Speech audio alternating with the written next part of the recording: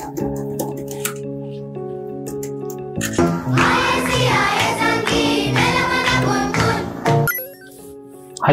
Hello చెప్పురా. ఏం చేస్తున్నావు అక్క?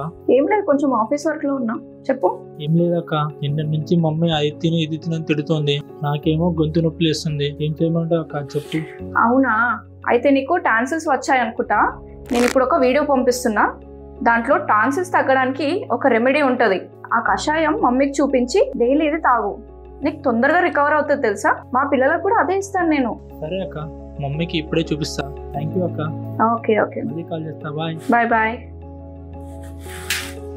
మీకు తెలుసా, మీ పిల్లలను బాధ పెట్టే ఈ టాన్సిల్స్ ను ఈ కషాయంతో తగ్గించుకోవచ్చు. చిన్న పిల్లలకు ఏదైనా హెల్త్ ఇష్యూ వస్తే అస్సలు ఏం చేయాలో అర్థం కాదు. వాళ్ళకి ఏమవుతుందో అని పేరెంట్స్ కంగారు పడుతూ ఉంటారు. అయితే కాలాన్ని బట్టి వ్యాధులు మారుతూ ఉంటాయి. చలికాలంలో చిన్న పిల్లలను టాన్సిల్స్ ఎంతో బాధను కలిగిస్తుంది. ఇలా వచ్చినప్పుడు ఎలాంటి జాగ్రత్తలు తీసుకోవాలి, ఎలాంటి ఫుడ్ ను పిల్లలకి ఇవ్వాలి అనే విషయాల గురించి ఇప్పుడు తెలుసుకుందాం. మన ఇంట్లో చిన్న పిల్లలు, కొన్ని సందర్భాల్లో పెద్దలు కూడా ఈ సమస్యతో బాధపడుతుంటారు. అయితే ఈ టాన్సిల్స్ అనేవి హాస్పిటల్ కి వెళ్లాల్సినంత పెద్ద ప్రాబ్లం ఏం కాదు.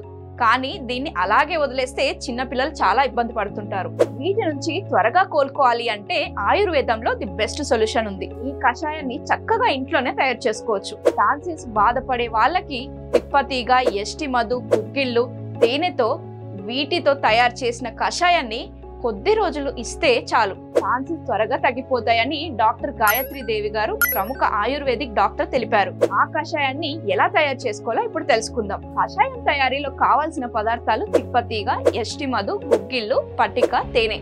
ఈ 3 పదార్థాలు చక్కగా యాంటీబయాటిక్ గా పనిచేస్తాయి. 50 గ్రామ్స్ తిప్పతీగ పౌడర్, 50 గ్రామ్స్ ఎస్టి మధు, 50 గ్రామ్స్ క్లీన్ చేసిన గుగ్గిళ్ళను తీసుకొని అన్ని బాగా కలిసిపోయేలా కలుపుకోవాలి.